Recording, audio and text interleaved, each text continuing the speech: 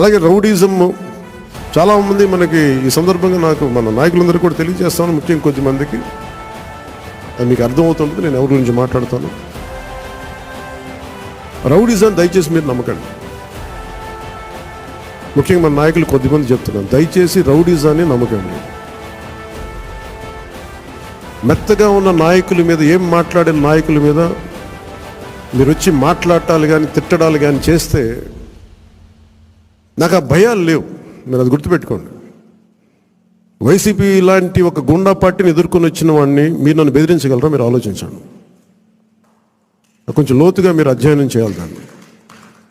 ఎందుకంటే మాట కావాల్సిన సంస్కారం కావాలి. ఇక్కడ మీరు కూర్చోబెట్టి బెదిరించేసి సామాజిక మాధ్యమంలో మన నాయకులు మీరే తిడతా ఉంటే నేను మిమ్మల్ని వదులుకోవడానికి సిద్ధంగా ఉంటాను. గుర్తుపెట్టుకోండి.